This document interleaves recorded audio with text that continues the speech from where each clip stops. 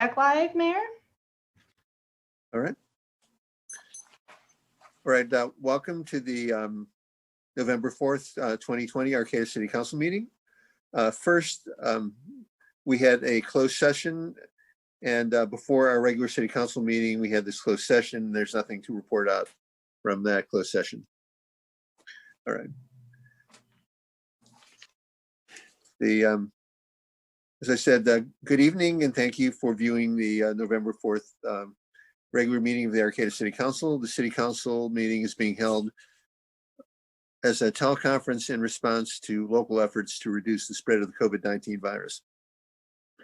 We want to thank the community and encourage everyone to keep up the efforts to slow the spread of the COVID-19 virus in Arcata. We know that by wearing masks and practicing social distancing, it has helped keep our curve flat, our community healthy, and businesses open. Please support safe shopping by masking up in Arcata. If you wish to make public comment during the meeting, either at the two open public comment periods or for an individual agenda item, there are two ways to do this. One, if you are logged onto the Zoom meeting webinar, click on the raise your hand on the right-hand side of the screen. When it is time for public comment on the item or you wish to speak on, the clerk will unmute you. You will have 2 minutes to comment. Method two, you can access the meeting by phone. Call the number at the bottom of the screen. Enter the meeting ID also at the bottom of the screen. Press *9 on your phone. This will raise your hand. When it is time for public comment on the item on which you wish to speak, the clerk will unmute your phone. We'll hear a prompt that will indicate your phone is unmuted. You will have 2 minutes to comment. If you wish, please join me for a flag salute.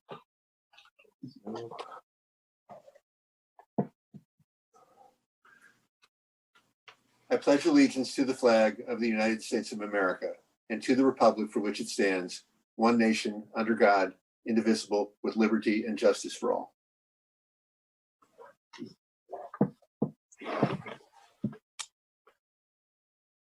Will the city clerk please call the roll? Mayor Winkler? Here. Vice Mayor Patino? Here. Councilmember Pereira? Here. Councilmember Watson? Here. All present. All right, first is ceremonial matters. Paul, would you please read the first proclamation on National Hunger and Homelessness Awareness Week?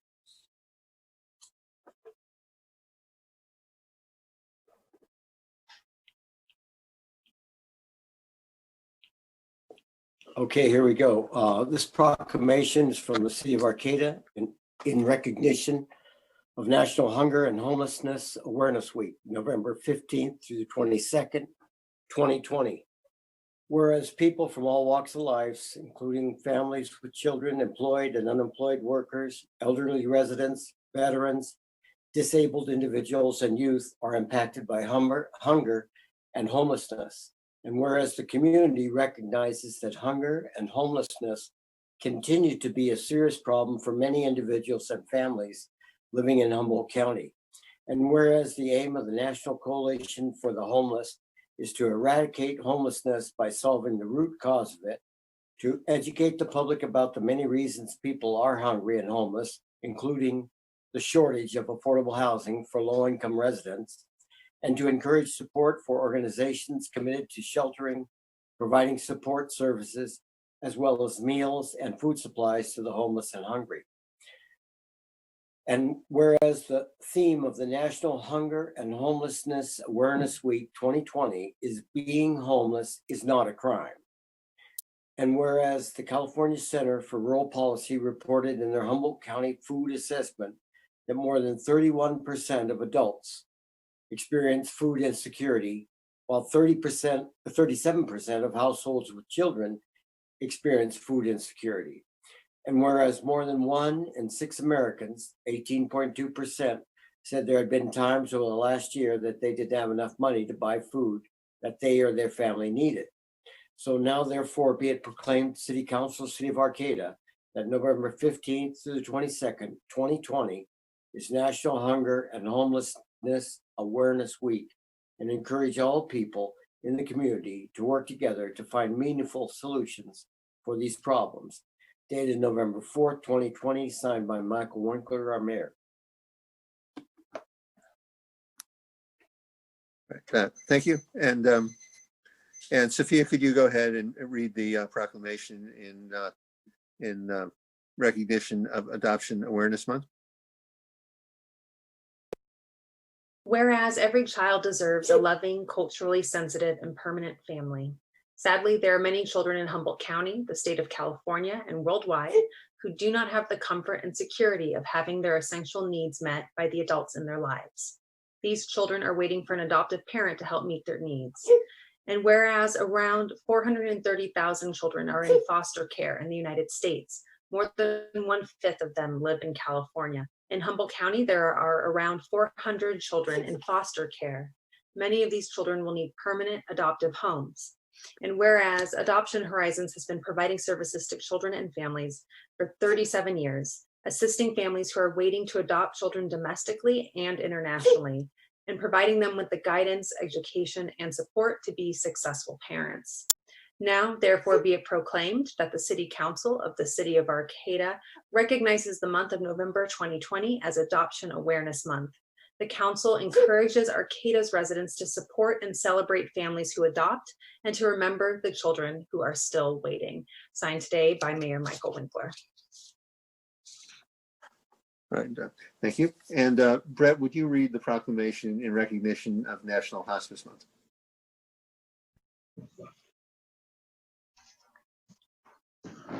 Whereas Hospice of Humboldt has been caring for those who are terminally ill and their families for over 41 years. Hospice care focuses on quality of life with an emphasis on pain control and symptom management.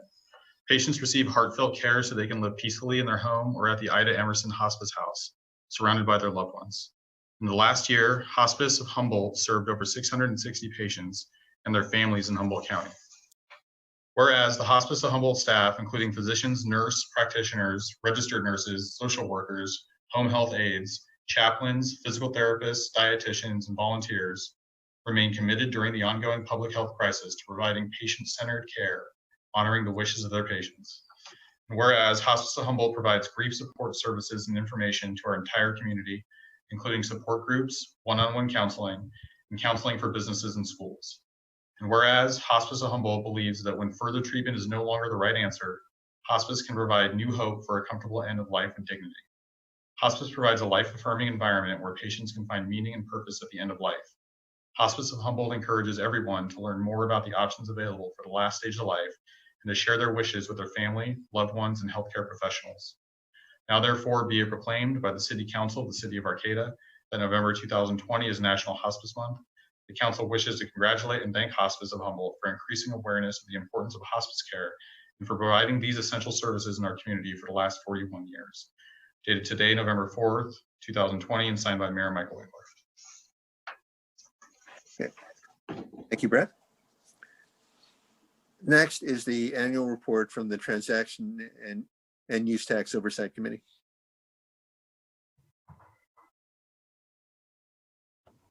So we have the chair of that committee, Jeff Knapp. If you can go ahead and unmute yourself and provide that report. Thank you.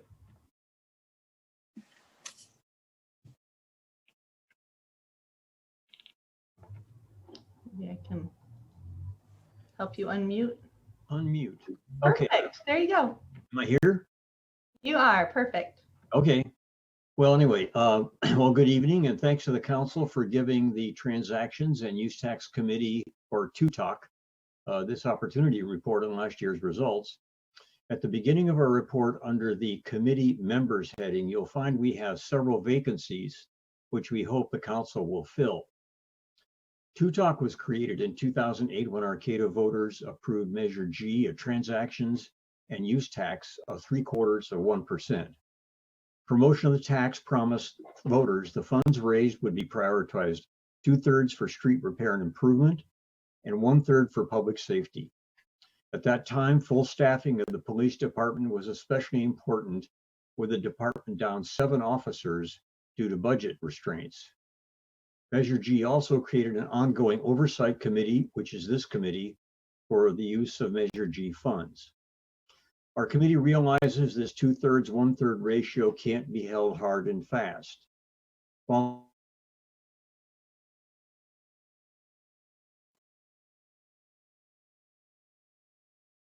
We lost your audio, Jeff.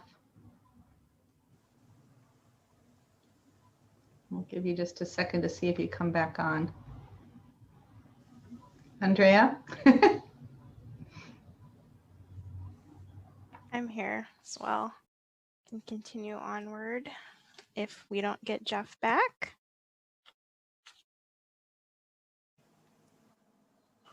Do we have his phone number? Would it be possible for him to phone in? Yes, I can give him a call to see if that's easier than having him on a cell phone connection or what connection he's on. Maybe Whichever, we can reestablish connection if it's possible. should we go ahead and take the consent calendar and then come back to this report, and we'll give them a few minutes to reboot. Well, next would be early oral communications. Oh, yeah, perfect. Right, early oral communications. This 15-minute time period is provided for people to address the council on matters not on the agenda. At the conclusion of all oral communications, the council may respond to statements. Any request that requires council action will be set by the council for a future agenda or referred to staff. Speakers addressing the council at this time are limited to 2 minutes, and we can take up to 7 speakers. Please raise your hand if you are on Zoom, or press *9 if you are calling in by phone and wish to make a comment. Do we have any members of the public who would like to make comments during this period? We are not having any raised hands, so it looks like no public comment for this item.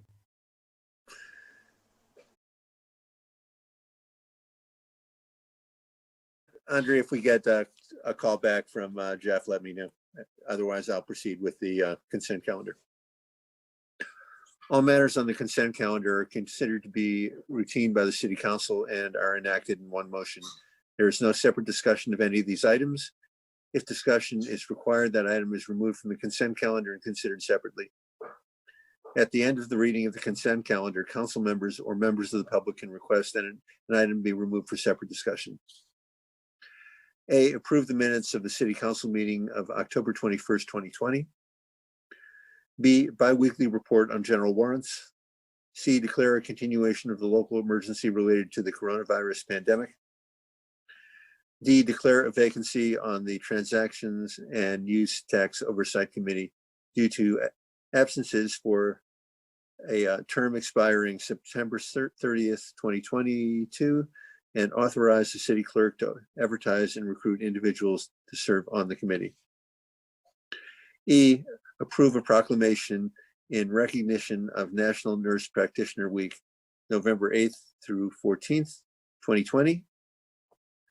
And F, authorize a grant application to the California Natural Resources Agency, Ocean Protection Council, for the Proposition 68 Coastal Resilience Arcata Living Shoreline Pilot Project. And G, approve an agreement with the Humboldt Transit Authority, HTA, for parking maintenance and repair services for fiscal year 2020, 2021 in the amount of $135,000. And authorize the city manager to execute all applicable documents. Would any member of the council like to pull an item? Mayor, staff would like to pull item E just to read it this evening. All right. Any member of the public who would like to pull an item on the consent calendar?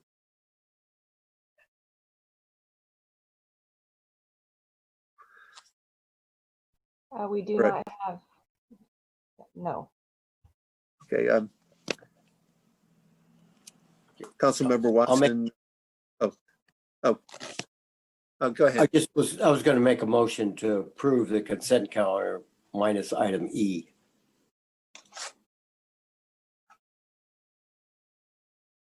Do we have a second?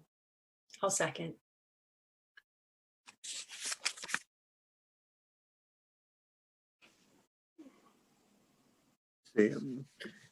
So we have a motion and a second. I will call the vote by roll call. Councilmember Watson, Aye. Councilmember Pereira, Aye. Vice Mayor Patino, Aye. and I vote aye. Vice Mayor Patino, could you go ahead and read the proclamation for National Nurse Practitioner Week? I'm going to find it first. Yeah, I don't see it myself. I don't think I have a copy of it in my, Is it in our packet? Yeah, it should be in your written packet. It's on page 55.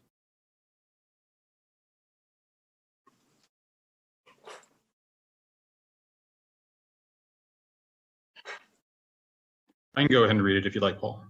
oh, I've got it, Fred. Okay, great.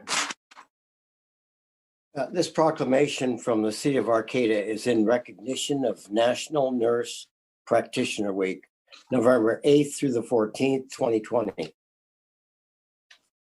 Whereas nurse practitioners and serve as trusted healthcare providers for patients throughout our state. And whereas we celebrate 2020 as the International Year of the Nurse and the Midwife. And whereas NPs continue to work tirelessly to diagnose and treat patients with COVID-19 and to combat community spread nationwide, while simultaneously grieving NP colleagues who have lost their lives during the pandemic. And whereas NPs work to expand access to care in underserved communities, end health disparities, and combat systemic racism in healthcare.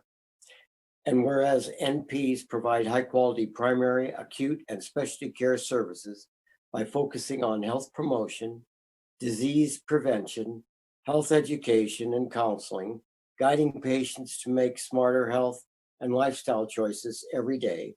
And whereas NPs are highly skilled practitioners with advanced education and clinical training, building upon their initial registered nurse preparation. Whereas there are over 290,000 licensed NPs in the US and over 20,000 in California, where the recent passage of AB 890 will expand access to NP care. Now therefore be it proclaimed to City Council, City of Arcata, that November 8th through 14th, 2020 is a National Nurse Practitioner Week in recognition of the countless contributions NPs have made over the past half century and will continue to make on behalf of the health and well-being of the residents in our community. Dated November 4th, 2020, signed by Michael Winkler, Mayor. Thank you, Paul. Mayor, I believe we have Mr. Knapp back. We just need to double check. Jeff, can you talk on this, or are you on a call-in? I've got two items that might be you. I'm on two things right now. I just unmuted on the. Okay, I think you're good. I think we can hear you. So Hear me? Oh, okay. go ahead. Can you hear me now? There, now we can. Yes, we can. I'll get going I and can. get off before I get done again. I guess I was talking about the 2/3, 1/3 ratio. A significant reflection in the ratio may be necessary in order to maintain adequate. Can you hear me? I'm getting some static here. Yep, it sounds good here, Jeff. It's good. Okay. To maintain adequate public staffing in future periods. This is the case for the current fiscal year 2020 to 2021, where the budgeted ratio is 3/4 public safety and 1/4 budgeted to street infrastructure. We highlight this to remind the council the original promise of Measure G was to support public safety in streets, and the council and city staff need to ensure these tax monies are used for those purposes, which are the purposes Arcata's citizens voted for. We urge the council to closely review reports from the city engineer and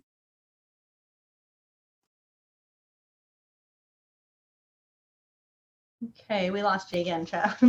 Are you still on your phone? Maybe if we let the call-in user one in. Yeah, we'll try that. Are you there, Jeff?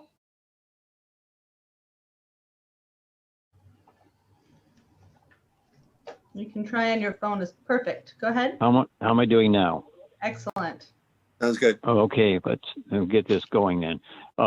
Anyway, we urge you to see the city engineers and police chiefs reports showing what they've accomplished. Our streets are better and safer, and more street projects are planned. And although city revenue reduction from the COVID-19 pandemic caused a temporary reduction in police department staffing, the chief's report shows an extraordinary progression in education and training in his department on top of regular police duties. So we encourage the city to maintain staffing levels for the police department and the levels of appropriation for street improvements. We encourage also the council to continue making decisions regarding other general fund expenditures as if the transactions use tax did not exist. If revenue projections for this tax exceed their current budget, we recommend the council first align funding with the 1/3 public safety and 2/3 streets, which Measure G, before using the additional funds for other general purposes. And the committee thanks the council for honoring Measure G. If you have questions or observations about our committee or this tax, we or city staff will be glad to hear from you. And that's it for me. All right, questions and comments from council. Could you start, Brett, please? I'm sorry, what was that? Oh, any comments on the report from the Oh, okay, got it. Yeah, I don't think I have any questions this evening. I appreciate everyone's service on the committee, and we can definitely look at filling those vacancies. Thank you. Sophia? Thank you, Jeff. Really appreciate it. You're welcome. If that's it, I'll sign off. Paul? Thank you, Jeff. Thank you, Jeff, and hopefully we can get those vacancies filled right away. Great. Thanks for being there. Jeff, could You're welcome. could you summarize how the split between public safety and streets has been progressing lately for the audience and for us? Yes. Right now, look here.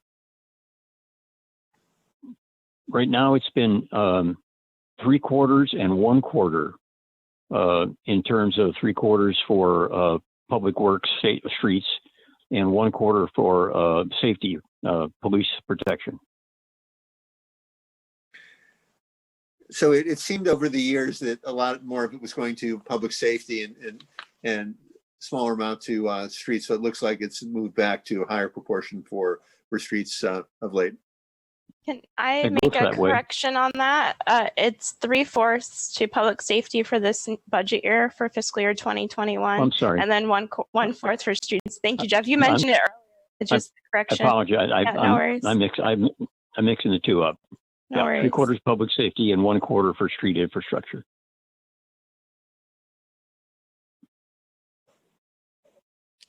Right. So as far as city projects, how is that?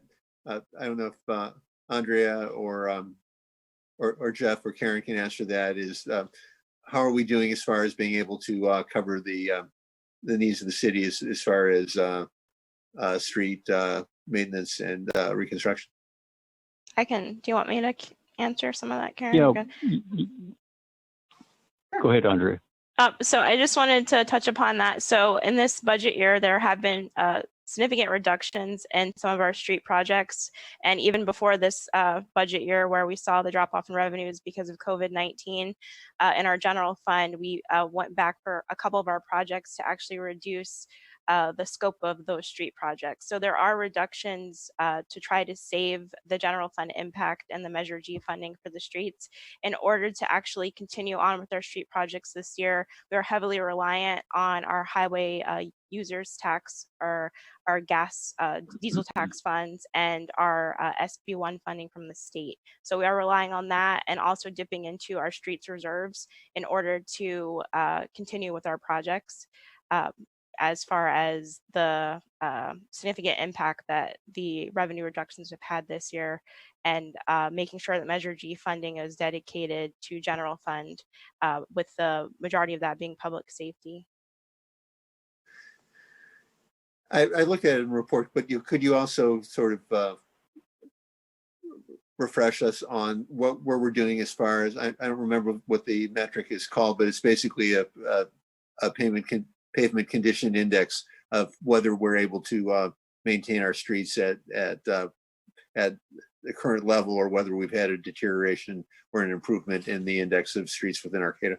Yep, I will hand that off to our city engineer, Mr. Khatri, to explain our PCI. Mm-hmm. Yeah, thank you, Andrea. Good evening, Mayor, Vice Mayor, Council member, staff, and member of the public.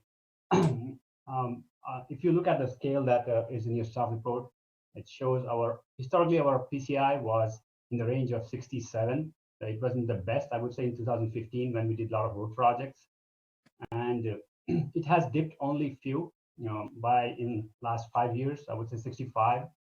And for some of you who doesn't know how the PCI works, is when the PCI is in up to 50, it's measured in the scale of 100.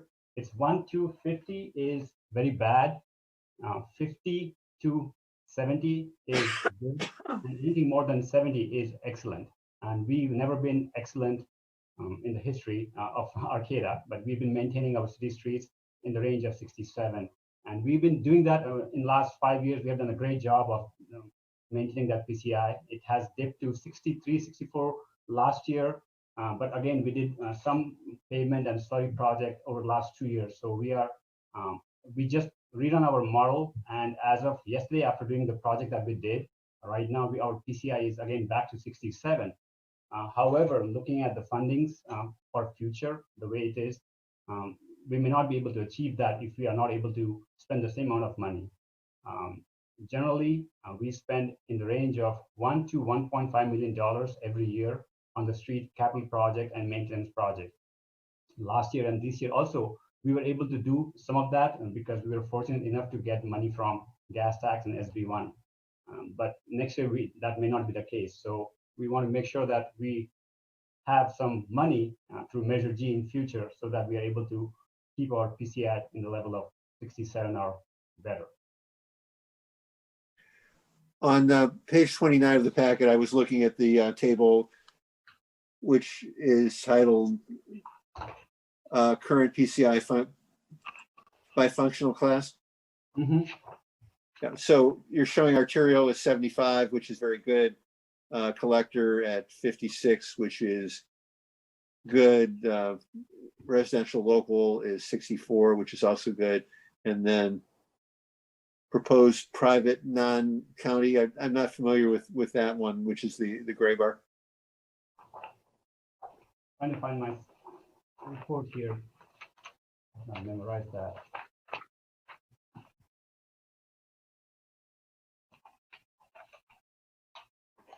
Oh, let's look at the electronic. Sorry. So what was your question again on that? Oh, well, I'm not familiar. On the right-hand bar, which is 44, it's saying proposed private non-county. So wondering if, since it's private, whether we have some responsibility or involvement in that. I was wondering why that's included, and what the relationship is between the city and these private non-county roads. Not have a scale in front of me, so. Andre, can you screen, or who has that capability? I'm trying to find that page, and yeah, it's page 29 of 125 in the packet. And let's see, what's that? So it's packet page 29. Karen, can you bring that up, or? I can share my screen if that's helpful. Or I don't Andrea? know if Karen, if you have the ability to let me, you can't do that in the webinar format. Oh, you should be able to share your screen right now. Oh, okay, great. Oh, So let me, I found it. oh, okay. Sorry. I You can found it. also share your screen, Netra.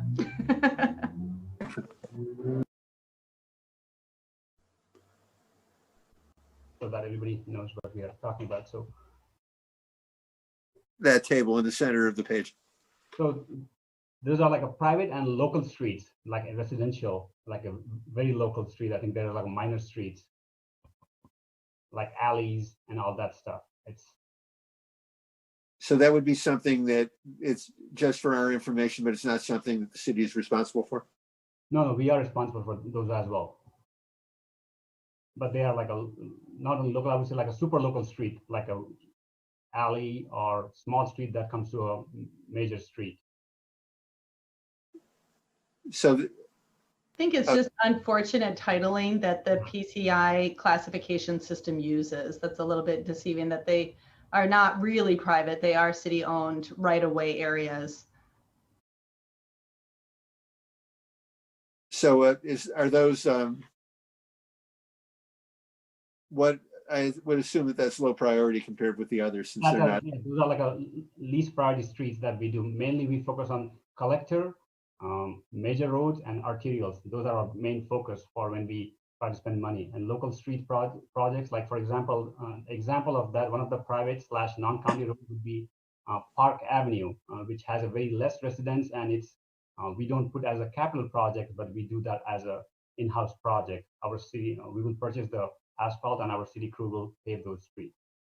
Mhm. Okay, well, those are all the questions I have. I'm sort of being wonky as an engineer, I think, in this kind of thing, but anyways. No, that's good. I think at least we get a chance to show our graphs, so that's good question. Yeah, so anyway, I think it's good that we've been able to maintain the streets at a high level, because I know that street deterioration is a major problem long-term in many areas. And that Measure G has helped us to maintain things at a much higher level than we would have been able to otherwise.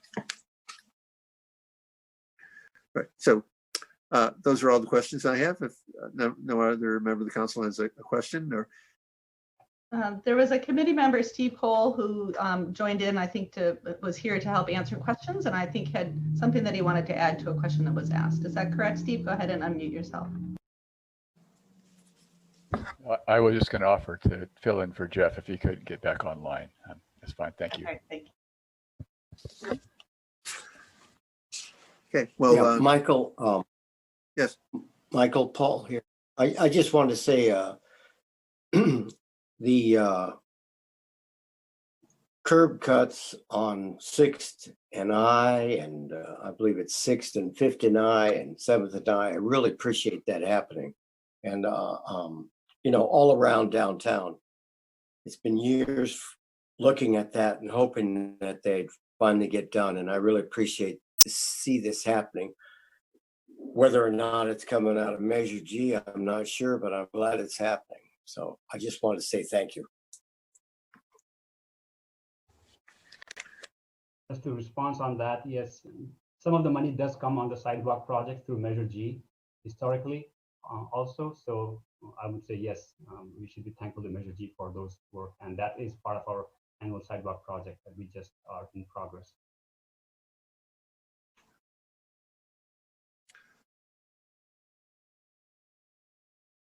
so any further questions or comments on this, or comments from the public? No comments from the public. Okay, well, thank you, Jeff, and thank you, Steve, and thank you, Netra. And we will move on. So before we move on to old business, Mayor, if we could just do a motion on the consent calendar item E. I'll make a motion to approve consent item E. Second. All right, we have a motion and a second. Councilmember Watson, Aye. Councilmember Pereira, Aye. Vice Mayor Patino, Aye. and I vote aye. All right, thank you. Next is old business. Arcata Police Department's update on police reform. Could I please have a report from Chief Ahern? Yes, good evening, Mayor Winkler, council members, city staff, and community members. This is a monthly update on police reform changes that we're making within the organization. With me tonight is Jesse Lopez. Jesse is the vice chair of the Public Safety Committee, and it's somewhat of a newer format for us. As you know, these monthly updates not only include the work that all of you have delegated to the Public Safety Committee, but our ongoing efforts that have been ongoing, for the last couple of years to really reshape the organization. Some of the updates are from the National Police Foundation, from the Humboldt County Civil Grand Jury Report, certainly from the work of the Public Safety Committee that all of you have asked them, to complete, and then just the in-house best practices that we have initiated within the organization. What I try to do, instead of bringing you separate reports from all of those, is to combine progress into one monthly report and a presentation. So the staff report has been presented. I will defer to Jesse when we get to the portion of the report on some of the work of the Public Safety Committee. Tonight's report will include updates on our progress on implementing the National Police Foundation recommendations, as well as the ongoing work of the Public Safety Committee. As you know, the Public Safety Committee has developed two subcommittees to work on two very significant priorities of the council. One being, as revenues are restored, how are those funds, or how should those funds be spent on social service type of positions within the organization? And then the other committee is working on presenting recommendations to you on civilian oversight models to consider. I know Jesse's going to talk a little bit about that, but prior to that, I would just like to say that during the September 23rd Public Safety Committee meeting, the Civilian Oversight Committee did do their first reporting out. They still have some other work to be doing, but they came up with really 4 models. It's not a recommendation, but what they wanted to do was to give you some idea as to where they were headed in terms of the research that they have done and where they may end up in terms of a formal recommendation. When they do get to that point, there are some other things they want to emphasize, and that is the need for transparency in this process, whichever model's adopted. And they really want to emphasize and promote community input in the review of our policies, procedures, and of the Arcata Police Department culture. Subcommittee was awaiting or is awaiting some data compilation that was going to get them to the next phase of their research. That data compilation was concluded today. I provided it to Andrew Campbell, who is the lead for that subcommittee. So I'll wait to hear back from Andrew in terms of what other information he and the subcommittee may need to ultimately get to a point where they could provide some recommendations to you. Next, for the Public Safety Committee, they finalized a community safety quick reference guide. And once all of you get an opportunity to review that and offer any input or suggestions on modifications, we'd like to go ahead and release that guide to the public. It's basically a one-stop place for people to get information on how to report information to the police department, how to get information on resources.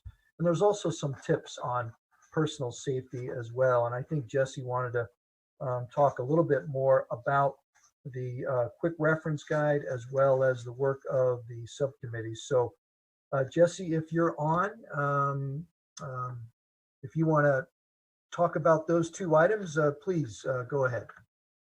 Hello, Brian. Hello, Council. This is Jesse. I guess a few things about the committee. It will help provide residents a guide of when to call the non-emergency line versus when to call 911, along with info about other health and safety related resources. We're hoping to potentially mail this out. We may still make some changes regarding some punctuations and wording, but overall we're fine with the content. And I hope to include this on the website, which is another project that was started during the task force and I am now helping with. I'd like to feature that on one of the pages. The website will also be a place so the public can find resources to contact APD, Public Works, Environmental Services with safety and health concerns. It'll be another place to access the RIMS data and maps.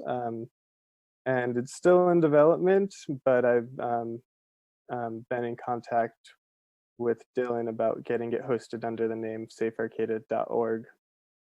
When it comes to the alternate staffing positions, we have yet to solidify any formal recommendations, but we are focusing on positions that would be held by non-sworn officers who may not carry guns, but still have the capacity to help with health-related issues. We also believe there needs to be improved capacity of social and health support services, and perhaps these positions are not entirely centralized in the police department. We are in the process of defining what this recommendation should look like, and we are waiting on more discussion and data that can help guide us. In regards to the community and policing oversight committee, I'm just going to share a few key points that our committee member presented. He mentioned that useful forms of review are concerned with department policies, procedures, culture, since these are things that influence officers' behavior. In order to be effective, the oversight committee needs to have the power to enact policy and policy and training changes, and not just make recommendations. This too is a large topic that we are still discussing. We've also mentioned creating a survey that we're potentially developing questions for. That concludes what I have to share, unless you have any more questions. Thanks, Could Jesse. could you stay online, please? And I'm going to ask questions. I'm going to give the opportunity for members of the council to ask questions of either Chief Ahern or Mr. Lopez. Vice Mayor Patino, could you start, please?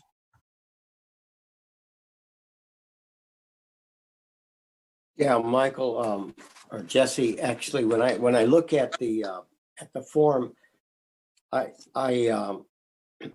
hope the font's a little bigger, and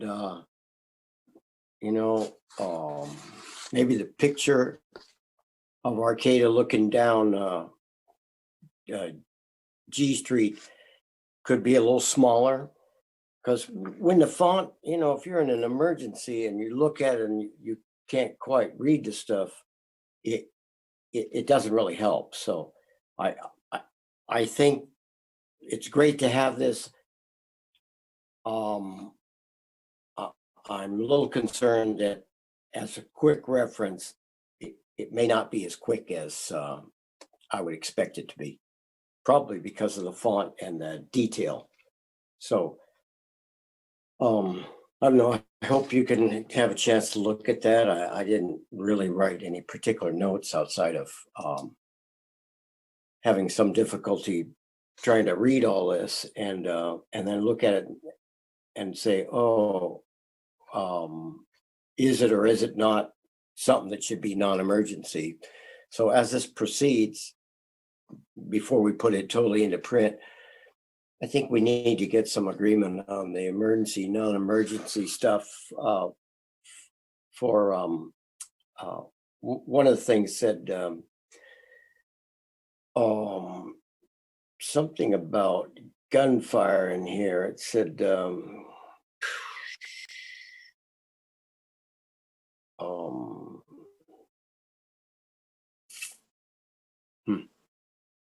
well, I can't find it.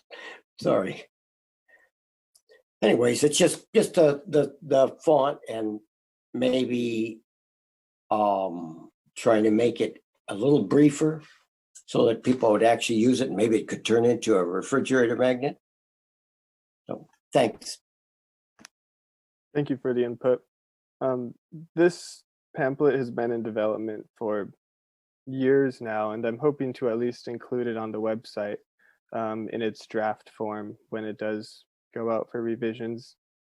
And we would continue to update this, but I think it just serves as a guide, maybe not necessarily in the time of emergency, but when one has a free chance to familiarize themselves with the resources that Arcata has to offer.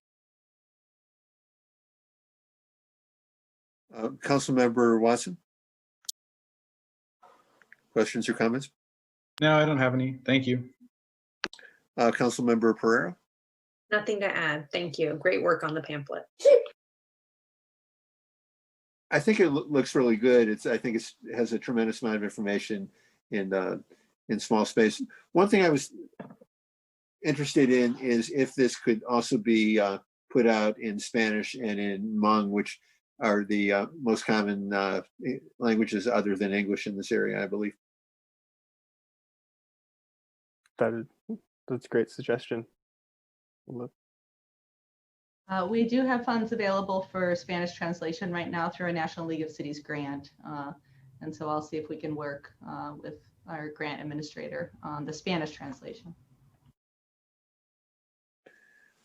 Right. And as I was saying, I think that this is really excellent.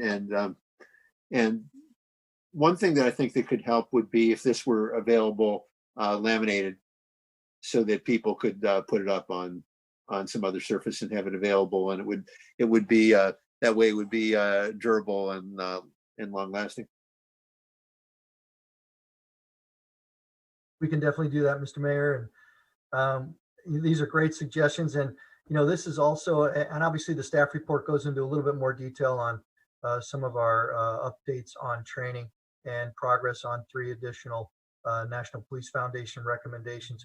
We're pretty close to implementing, all 36, although, full implementation, there are a few where it's just going to be an ongoing work for us, to continue to, be that community-oriented policing organization and building those partnerships and being an inclusive organization and really setting a standard for inclusiveness and diversity, but, this is also a great opportunity too, to have Jesse here. And, the city manager suggested this idea, to have someone from the committee join me in select monthly updates, because it does, give you a chance to hear directly from, the committee on the exceptional work that they're doing and their dedication, which I know you all appreciate. But it's also an opportunity, if you do have any input or guidance, either tonight or in the future on the direction and if we're tracking right, or if there's some,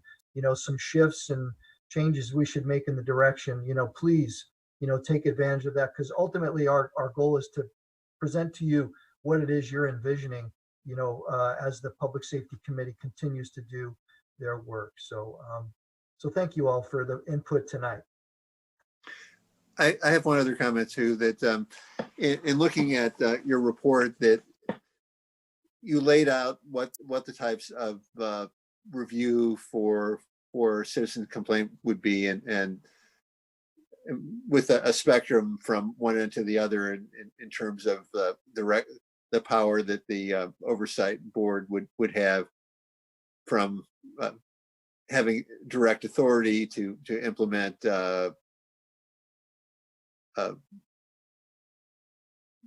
punitive action against the person if misconduct was the conclusion, or the other end was just an advisory role. Could you talk about that spectrum and what the choices were along that spectrum? Because I think that's something there's been a lot of input from the community to have that function operating. Yeah, it's a great point, Mr. Mayor. And if you look throughout the country, there really are, depending upon, the municipality, you'll see all of these in various forms being utilized. And I think a lot of it really does depend on, the council and what the community's expectations are. Certainly civilian oversight is it's needed. It's been coming. It's sort of been this wave. Many organizations have utilized it for years, but others have been holding out almost to the point where they're forced, to implement it. But, you have a police department here in Arcata who welcomes it. I think the one of the questions we're going to have to answer at some point is cost. And I think the more oversight you provide and the more involvement that communities have in the police department business, there may be an expectation from community members that they be paid for, their services. So, I think a good place to, again, the Public Safety Committee will ultimately make the recommendations, but having the ability for a completed internal affairs investigation, for example, for community members to have unfettered access to that entire case file, everything from the reports to the interviews to the body worn camera video, the MAV video in the car, that's a big step. And that's something that we welcome. We want the community to come in and say, we agree with your findings. Or we want them to come in and say, we don't agree, and we think there's other questions you should have asked that you didn't. And we're telling you as an investigator to go back and ask those questions. So, some of the other models, that are, there's very limited oversight. I don't know. I think we can do better than that. That's my personal opinion. Certainly the Public Safety Committee ultimately will make recommendations and you'll all ultimately make the call. But I think we can start at a place to where the community can legitimize this process by saying, we do have access. We can direct the police department in how to conduct a more thorough investigation. When you get into the arena of paid employees or determining discipline, for example, there's a big shift there. And then that's when we'll have to introduce, obviously, labor, and we'll have to look real closely at the law. And obviously Nancy's going to have play a significant role in this as well, regardless of which model you ultimately decide, to implement. So certainly various degrees of oversight, but I think what the Public Safety Committee subcommittee has identified, I think we definitely can find something in there that you'll all want to adopt at some point. Right. Thank you. Do we have any members of the public who would like to comment on this item?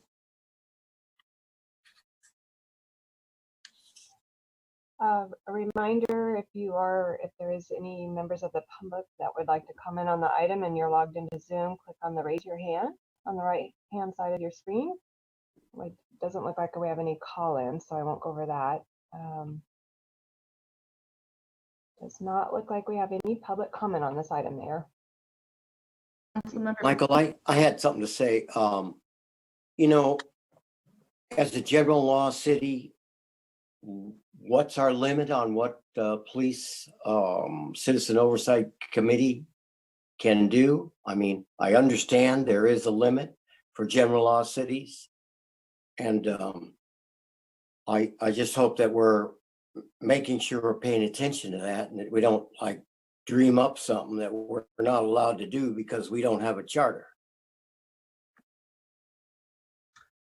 You're correct, sir. And I think really where we wanted to go was to look nationwide initially to give the Public Safety Committee some idea as to what civilian oversight really looks like. And then as they narrow their focus, and I think you just hit the nail on the head, really one of our next steps is to confer with Nancy and to maybe identify what the committee is zeroing in on in terms of potential recommendations, and then getting that expertise opinion from Nancy in terms of which ones would be lawfully applied here in Arcata and which ones wouldn't. And then obviously that'll direct, the recommendation even tighter. So a great call, and certainly I think was one of our upcoming steps in this process. Because you're right, we don't want to go too far in the research if we're spending time on models that just would not be applicable here in Arcata. Yeah, and especially since Eureka's working on this, and being a charter city, they have different limits. And so if we don't get clear about this, the public can be misunderstanding why we're not doing what they're doing or vice versa. So thank you. Thank you. So as far as questions or comments, Councilmember Watson? No, I don't have anything. Thank you. Councilmember Pereira. Nothing to add. Thank you. Well, thank you, Chief, and thank you, Mr. Lopez. Thank you all. Thank you. Next, under old business is approve an agreement with Humboldt Waste Management Authority for receiving and processing green waste and authorize the city manager to execute all applicable documents. May I have a staff report from Director Andre, please?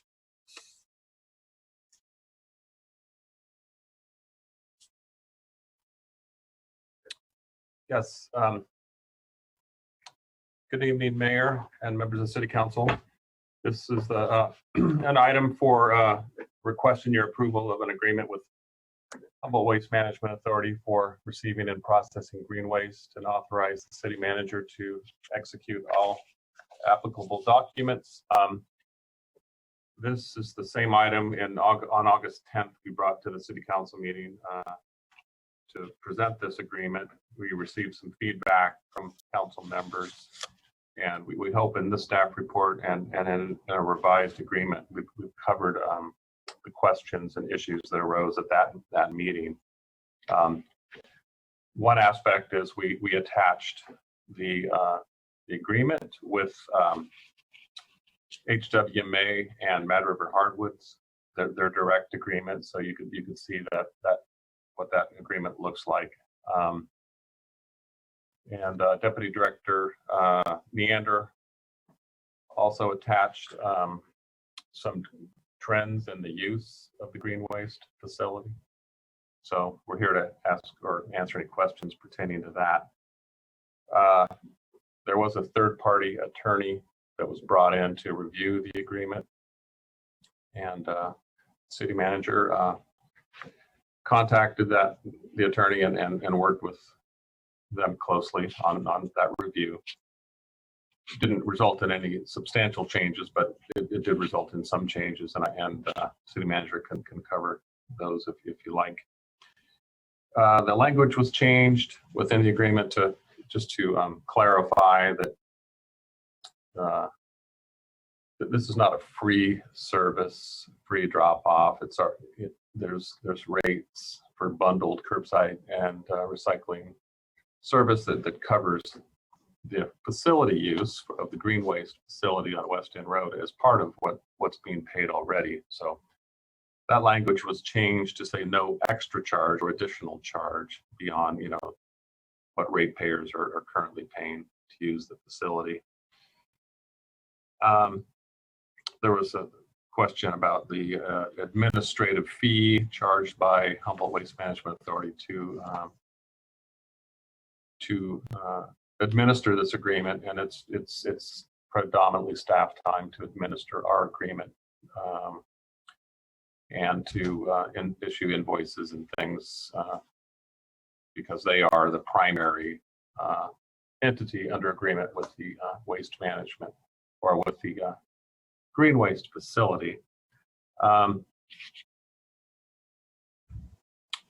So I wasn't going to go through the entire staff report since we covered this a couple months ago, but really in terms of the time frame, this is backdated because we ran past the expiration date on the previous agreement, and we of course are paying as we get invoices. So the agreement has continued, in force, even though it had expired. But this is a tightened up version, cleaned up version of what you saw back in August.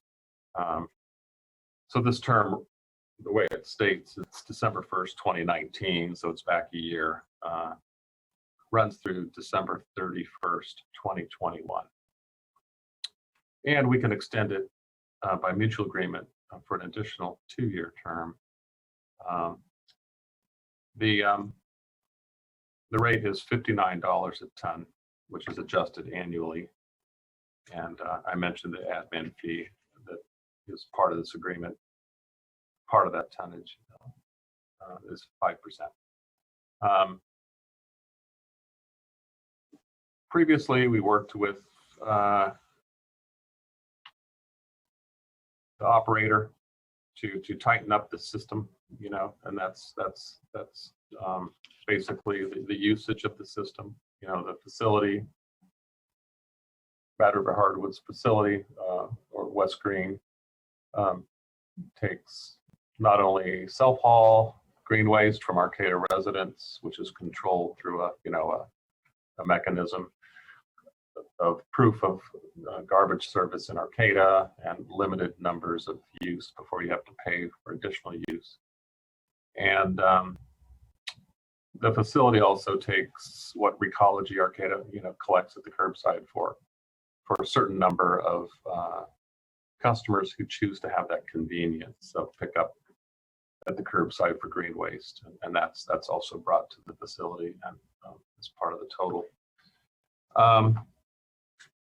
I'll turn it over to Deputy Director Neander, who's on this call, to if there's any gaps that I left in terms of what we tried to update in this agreement. But it's a document that we can amend along the way. But it's basically just codifying our current use and the current arrangement with Arcata and Humboldt Waste Management Authority to operate this important part of our waste diversion. It continues to be super important in terms of tonnage and waste diversion volume. So, Julie, would you like to add anything? I just want to, if there's any questions that any member of the council has, or if there's anybody from the public that has questions, I'm happy to try to answer anything that people have. I think you covered it fairly well, Mark. Okay, then, if there are any questions from council members? Yeah, Mark, I have a question. We got a letter from a landlord that said, how come I can't dump out at Mad River Hardwoods?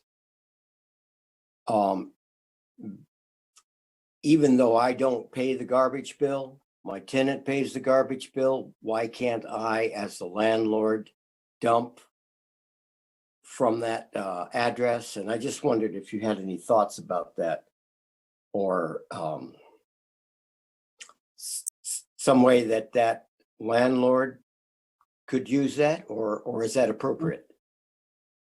Yeah, Council Member Patino, I spoke to that citizen last night about her concern and her issue, and we're gonna work on that. That's probably more appropriate for the city to work with the green waste operator on trying to work out that. The issue is this: some folks who have rental properties in Arcata require their tenants to sign up for garbage service on their own. So when they move out, the garbage service is terminated for a period while it's vacant until a new tenant comes in and signs up. And there's a gap there when many rental owners want to take advantage of that gap and perhaps do some maintenance on the property, including the yard, clean up the yard, paint the house or whatnot. So that Arcata resident flagged that kind of gap, and I think we can probably work with the green waste facility on trying to fix that. You know, we tried to tighten up the system from abuse, and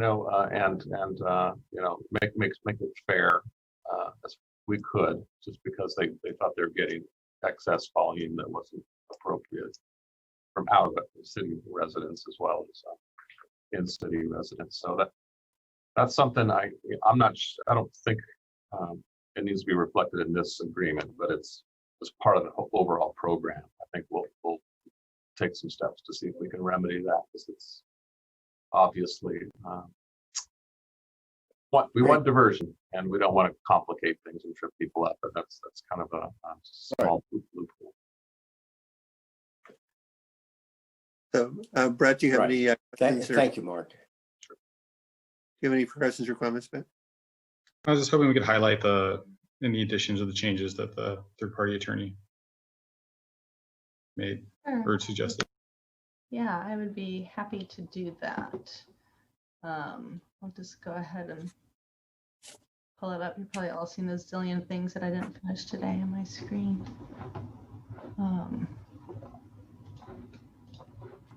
Okay. So there were two areas, and we hired Harriet Steiner out of BBK Law as conflict counsel on this to review the agreement, as we have a shared attorney between HWMA and the City of Arcata in Attorney Nancy Diamond. So the two areas that we updated in the agreement had to do associated with the fees in Section 5 on page 4 of the agreement. And it just allowed the city to terminate the agreement if those fees are raised greater than 5% in any given year, that the city could provide 90 days notice to terminate the agreement. I do want to point out, just so the full council and the community understands, HWMA sets a green waste fee for member agencies, which is substantially less than somebody would pay at the tip scale at one of the green waste facilities if they were not a member agency. So if we cancel this agreement, we certainly could do that if we found another outlet for our particular green waste, but it would not necessarily, if we were going to an HWMA facility, we would still be paying the member agency rate regardless of whether we were under contract or not, because we're a member agency, I guess is the easiest way to put it. But it did give us that opportunity to terminate if we felt like the fee was too high and we didn't have the funds to afford that contract or didn't want to. We also added, the original contract had a termination for cause if one of the parties violated a term of the agreement. And we added a termination without cause provision that allowed either party an opportunity to terminate the agreement with 90 days written notice. And then we've added in there that not only do we give each other 90-day notice, but we also must give Mad River Hardwoods 90-day notice, and that the city would be responsible for any self-haul materials that were accepted and billed to the city, appropriately billed to the city in that interim period that HWMA did not pay for. So those were the changes associated with our review with conflict counsel on this agreement, and is back before you tonight for approval. Okay, Sophia, any questions or comments? No, thank you.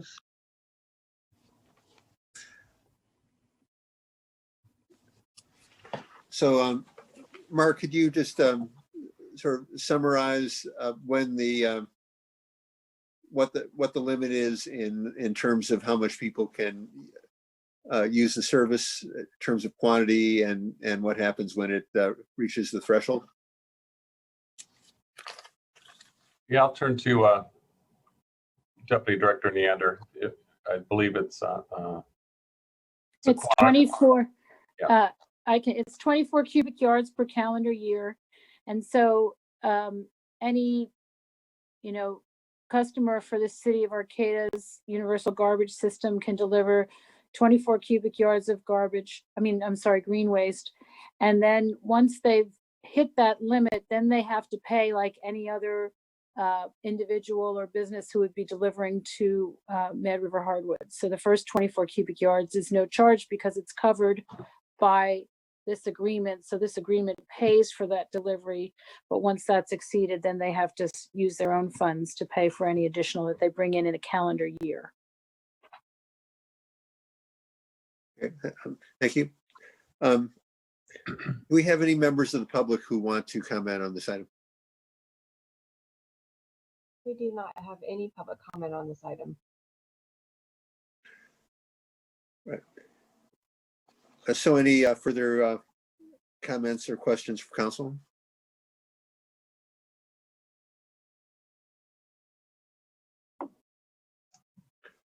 Right. So I invite a member of the council to make a motion on this item. I'll make a motion to approve the agreement with Humboldt Waste Management Authority for receiving and processing green waste, and authorize the city manager to execute all applicable documents. Second. We have a motion and a second. I will do this by roll call. Councilmember Pereira. Aye. Councilmember Watson, Aye. Vice Mayor Patino,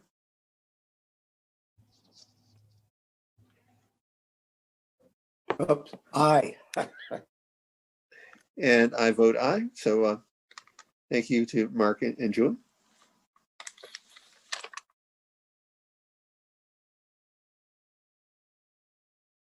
Next is new business. Appoint up to 3 members to the Economic Development Committee for 1 term expiring September 30th, 2021, and 2 terms expiring September 30th, 2023. Is there a council member who would like to make a motion? Yeah, I'll make a motion to appoint Travis Kuna to the term expiring September 30th, 2021 for the Economic Development Committee, and Walt Geist and Allison Valentin to the term expiring in 2023, September 30th for the Economic Development Committee.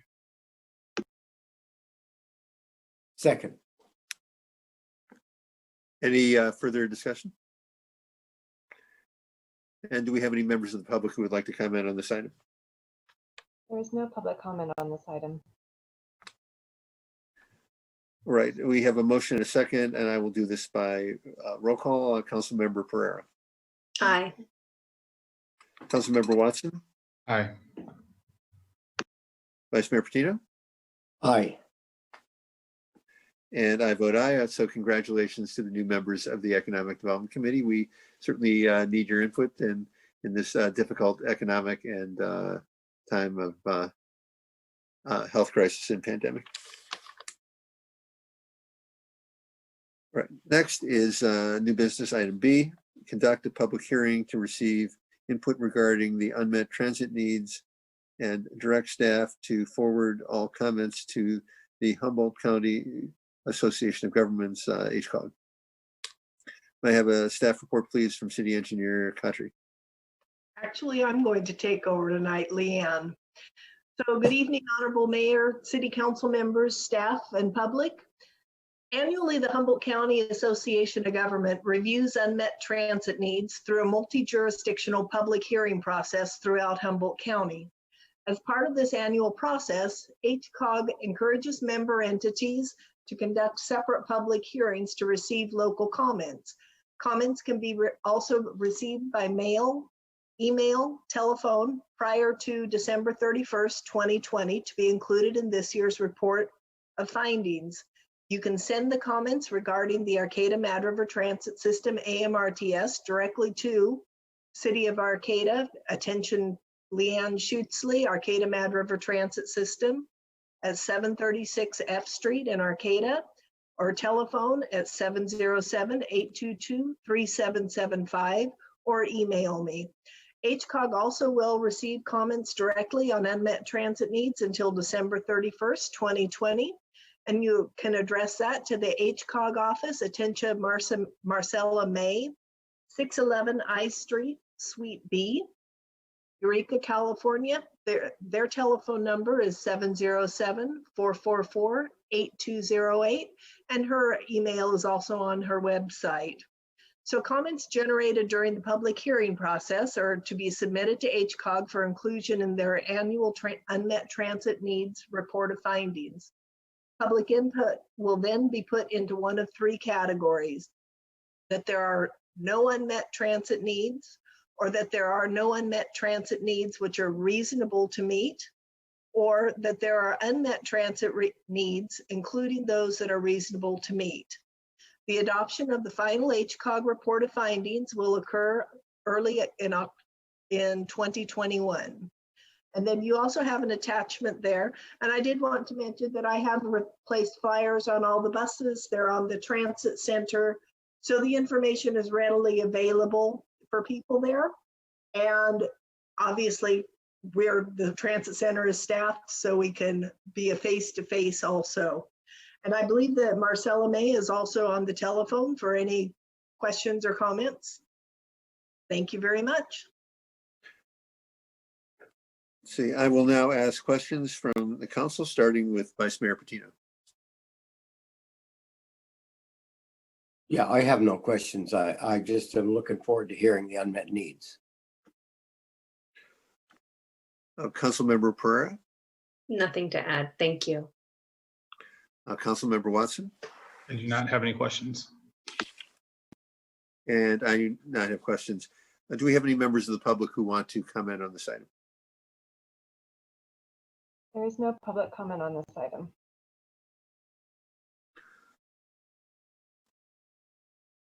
So any further comments or questions from the council?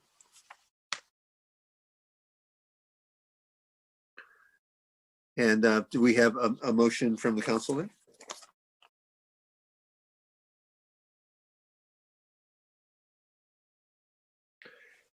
And that would be to direct Do you staff. need it?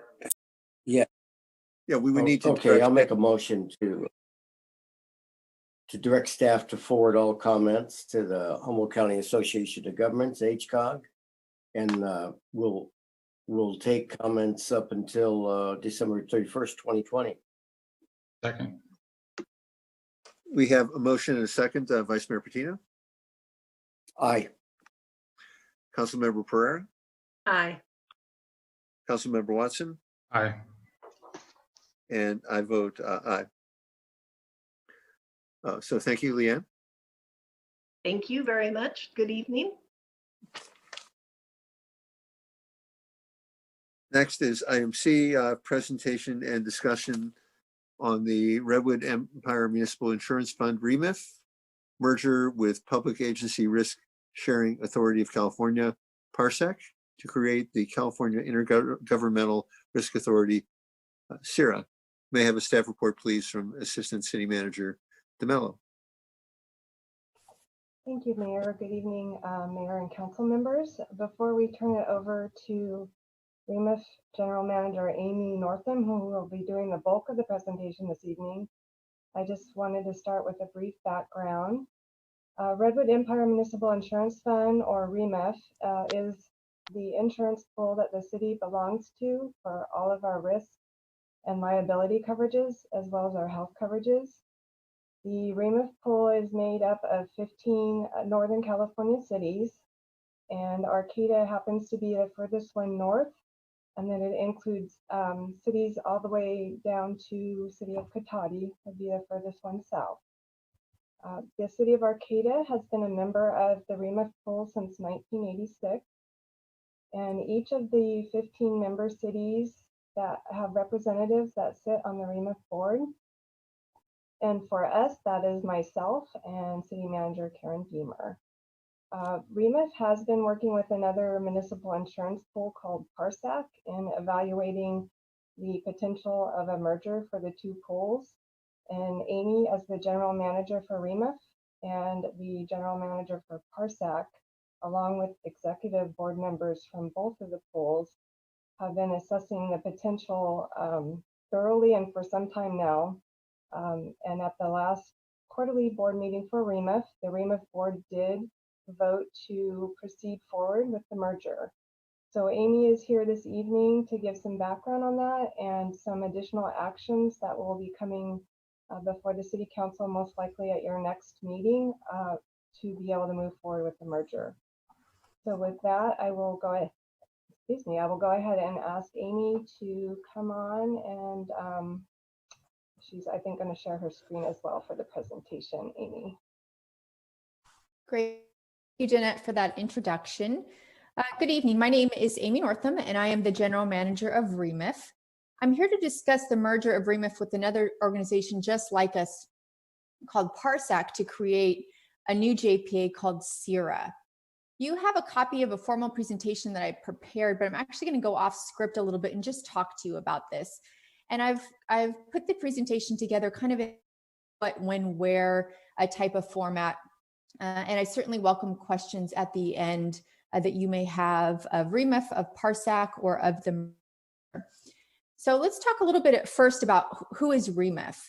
So rather than purchase commercial insurance through a commercial insurance carrier, Arcata has partnered with 14 other cities and towns to pool their money. So rather than purchase commercial insurance, the towns get together and cities get together and pool their money. They pot all the money and they use that money to pay for claims. The cities contribute to that shared pot to pay for those claims. And that fund of money is commonly referred to. Arcata is a member of the pool named the Redwood Empire Municipal Insurance Fund, or REMF. As Danette mentioned, REMF is governed by a board of directors comprised of members in the pool. Public entity pools are fundamentally different from conventional insurance. The primary purpose of any public entity pool is to manage and reduce underlying risks to the benefit of all of the members, while commercial insurers exist primarily to finance losses and really primarily to make profit. REMF is not in the profit-making business. We are a public entity. I too am a public employee. So what is REMF? So as already been mentioned, REMF is a public entity pool representing 15 small to medium-sized cities. We're in 5 different counties in Northern California. We're in Napa, Sonoma, Lake, Mendocino, and Humboldt County. Generally speaking, we run up and down the 101 corridor, although we do have some cities that are a little bit to the east of 101. REMF was formed in 1976 with a mission to provide workers' comp coverage, and then we expanded in the mid-1980s to include liability and other lines of coverage. One line of coverage that's an important difference between us and PARSAC is our self-insured health plan, which we'll go into a little bit more detail in a little while. PARSAC is also a public entity pool. They represent 34 small to cities and towns, and they have 1 fire district. We do not have any fire districts. They were formed in 1986 to provide liability coverage and then added workers' comp coverage in the 1990s. So we started out with workers' comp in the 70s and added liability in the 80s. They did the opposite. They started out with liability and then added workers' comp.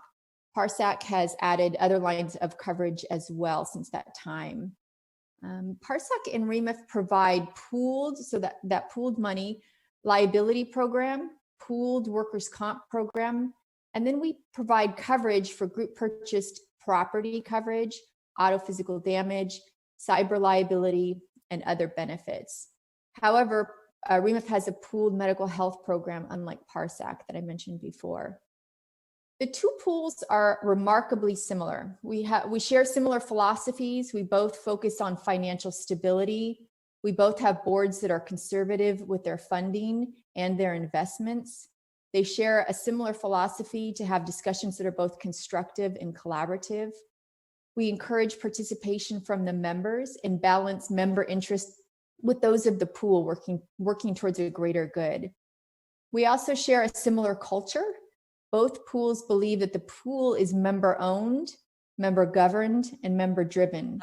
So as Arcata is a member of the pool, Arcata directs and owns and drives the decisions that are made at REMF. Both of us exist to serve our members. We're also very similar in that we serve small to medium-sized cities and towns, and we share a similar footprint in Northern California, although PARSAC has presence throughout the whole state. So for example, REMF has Eureka and Arcata as members, and PARSAC has Blue Lake and Ferndale. So our footprint is very much on top of one another. Again, though, all of PARSAC does have some cities in the Sacramento area as well as in Southern California. So given the similarities between these 2 organizations, REMF and PARSAC explored a strategic partnership that started about 2 years ago. And it started as, it could have been anything from sharing training resources to a full-blown merger. And as we explored this strategic partnership, the boards of both pools have directed us to take steps towards a merger. And rather than REMF merging into PARSAC or PARSAC merging into REMF, we're actually creating a new pool, a 3rd pool called the California Intergovernmental Risk Authority, or CIRA for short. So why would we do this? What would be the point of a merger? If I could summarize the why of why we're doing this, it's really to add both depth and breadth and to realize savings. There's going to be great benefits in sharing resources, sharing expenses, and drawing on our strengths. So we're going to take the best of both organizations to create CIRA. There'll be more robust stable programs, and more training resources. There will be built-in succession planning within the pool. And the intent is to both eliminate redundancies and redundancies. And what I mean by that is we're both working together, but separately. So we're both hiring actuaries to do our actuarial reports, and we're both hiring auditors to do our financial audits and our claims audits. So if we could combine and save costs, that would ultimately benefit the members. And what I mean by adding redundancies is we'll have some redundancies in our programs and some redundancies in our staffing, which will only be to the benefit of to our members. We'll also have economies of scale when we grow from 15 members to 50 members. And while a merger could have realized savings to the members of both pools, the intent is really to provide long-term stability and sustainability. As I mentioned, we would be adding depth and breadth to the agencies, and our singular goal is to better serve our members. The intent is to merge the liability program, the workers' comp program, the property program. There is an interest from the REMF board to keep the self-insured plan separate. So there's an interest to keep the healthcare plan under the care, custody, and control of REMF, at least for the time being. We may look in the future at bringing that into CIRA, but right now we're going to keep it separate. So the documents that you will be presented at the next City Council meeting reflect exactly that. There'll be a set of documents to create CIRA and a set of documents to allow REMF to exist for purposes of the health plan. So what would be the financial impact to Arcata? The merger will consolidate the operations and expenses of both pools. CIRA will work towards eliminating redundant expenses, which will lower loss.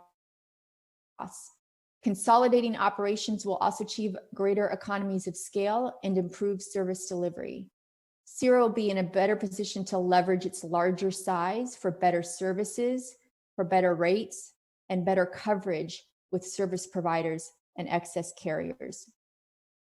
A larger organization will also result in more predictable funding and forecasts, which will reduce the likelihood of future assessments. The merged organization will be more fiscally viable and provide greater long-term stability and sustainability. However, the intent of this merger is not to save money. While hopefully that's going to be a byproduct, the intent of the merger is really to create more stability and more sustainability. I can almost guarantee that come July 1st, 2021, when this merger does happen, there will not be a lower rates, insurance rates on 7/1 of 21. It's going to take some time for this to happen, and the rates will most certainly increase of just the state of the property market right now, and the liability claims that we have. They are they're expensive, and we need to collect enough money from the members to pay for that. So when is this going to happen? This is going to happen July 1st of 2021. And while that does seem, a good 6-7 months away, it's actually a very aggressive timeline, but we think we'll meet it just. So again, at the next City Council meeting, you will be brought forth some documents, one set of documents to create CIRA, and one set of documents for REMF to continue existing for the self-insured health plan. That's actually all I had tonight. Are there any questions? Yeah, Amy, I had a question, Paul Patino. So the city of Arcata keeps their self-insured for the medical portion, and somehow it'll be our REMF medical thing will be under PARSAC. I mean, I guess I'm trying to find the decision-making for our REMF. That's a great question. So for the REMF healthcare plan, and that includes the healthcare plan, the vision, the dental, the EAP, all of it, the whole bundle, that will completely remain under REMF. So REMF will have exclusive control over the healthcare plan.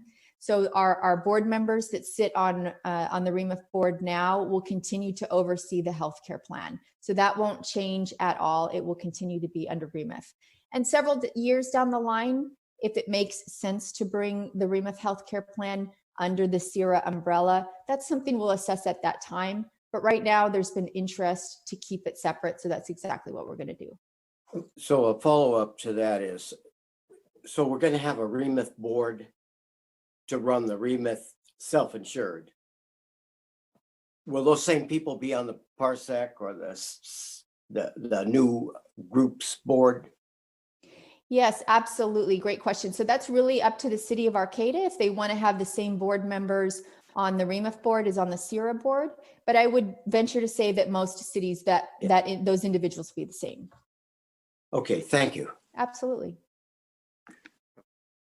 Sophia, any questions for Amy or Danette? A lot of sense. So thank you and good luck with the timeline. Thank you. Brett? No, thank you for the presentation. Absolutely. Amy, can Amy, go ahead, Michael. Yeah, go ahead, Mayor.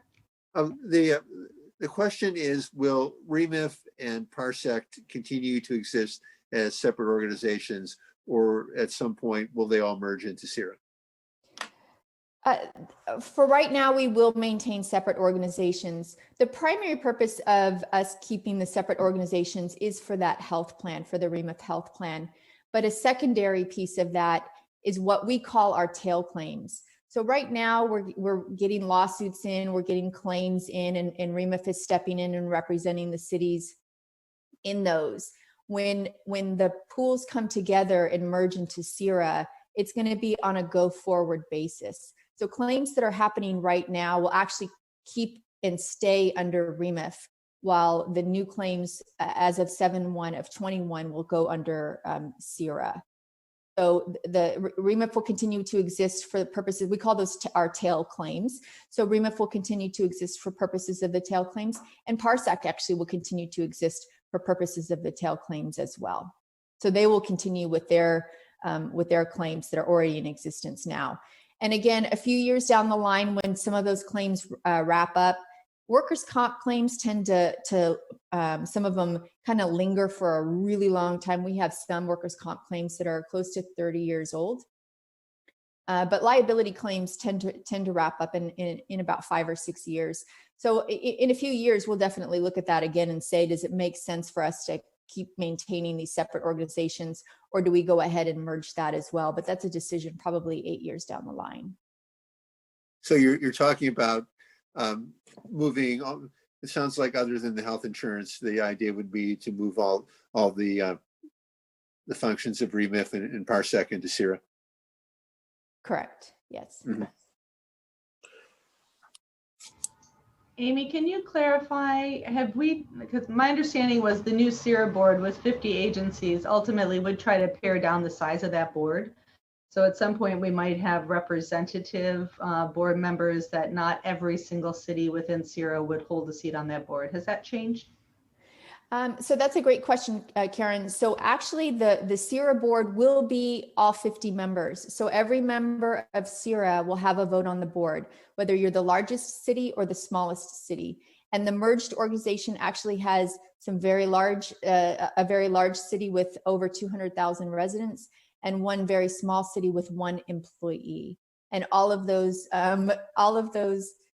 cities will have equal vote at the table. That's a lot of work, though, to have 50 people come together as many times as the Remif meetings are. So we're actually going to set up an executive committee that will run the day-to-day kind of operations. So that executive committee will consist of 13 members. And so that'll be more the working committee. And then the big CIRA board will be the 50 members. Thank you for that clarification. Absolutely. Mm-hmm. Amy, I had a question about, how we're self-insured for the medical part. Why isn't everybody like that? That's a good question. It's a very unique thing to Remif to be self-insured. We're certainly not the only pool in California to have a self-insured health plan, but it's not a common. It's very common to have pooled workers' comp and liability, but not so common for healthcare. And it's to be honest, it's a beast of a project. And I I would guess that many pools don't want to take that on, take on that liability and that and the expense of running the program. So the option would be they'd go to. So the option would be that they'd go to Blue Cross or somebody like that. Exactly. We call Just- that fully insured. They'd go to a fully insured plan. Yep, absolutely. That would be. So an most of option. the other members are fully insured then. Mhm. Okay. Yep. I'm just curious. Thank you. And we would like to open up the REMF healthcare plan to the other CERA members, the ones that were previously PARSAC. We would like to invite them to participate in the REMF plan. Vice Mayor Patino, you might recall that prior to, I think it was 2015, we went self-insured. We were on a fully insured plan for several years, and there was actuarials done that actually showed that it was prudent and it would work for REMF to become self-insured, and it has worked really well so far since. Great. Thanks for reminding me. I've forgotten about it completely. So Brad, any further questions or comments? No. Sophia? No. Do we have any questions from or input from the public on this at this time? There is no public comment on this item. Okay, well, thank you, Amy. Thank you, Jeanette. Thank you.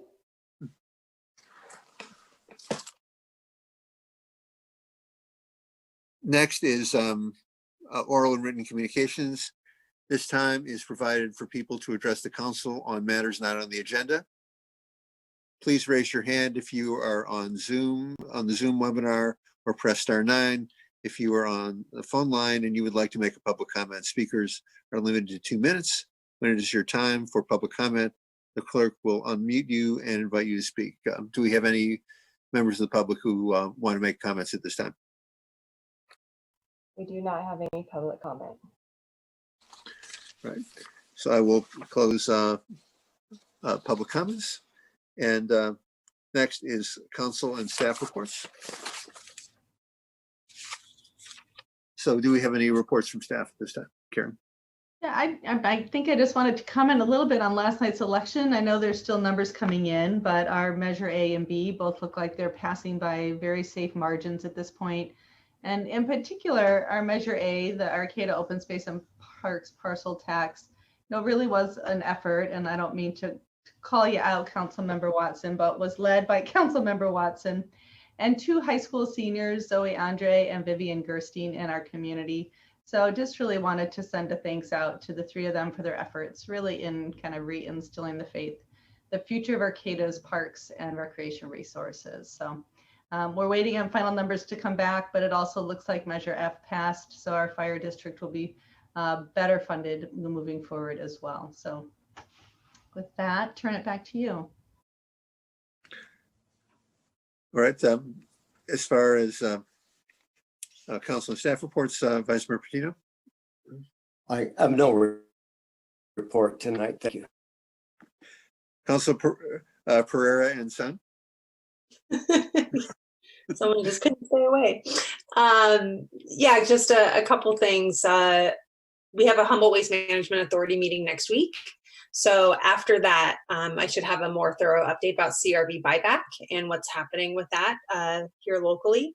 Also, I'm requesting for our next council meeting, in talking with Arcata House Partnership, they would like for us to express our support to the governor in extending Project Room Key through the winter and into the spring, just given that there's a lot of emphasis now being put into the Project Home Key program that the governor has instituted, which is more long-term and which is fantastic. For our county, we've gotten some funds, City of Eureka and Yurok Tribe, et cetera. But this short term through COVID, having Project Room Key, Arcata House Partnership has said it's really essential for the clients to have that continuity so that people can safely shelter in place when there's more extreme weather. So I'm hoping at our next meeting we can send a letter of support for an extension to the governor. Well, I just wanted to respond to that, I think that would be very much in line with a standing policy on policies that we support. So we can bring it back as an item for the council, or if not, that I think I could just have staff draft that with your input, Councilmember Pereira, and just sign it under that authority. It's up to you whether you want to have it on the agenda or just have it directly sent with your input directly. Happy to help, however. So I'm happy to provide input if that's helpful to get a letter out sooner. I think that would work better if you just give input to staff, and then we'll just issue it. I don't think it needs to go back to council.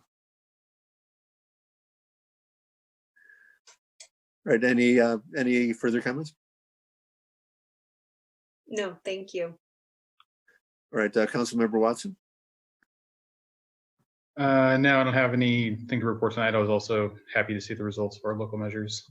And yeah, nothing to report this evening. And it was good to see democracy in action leading up to yesterday. That tremendous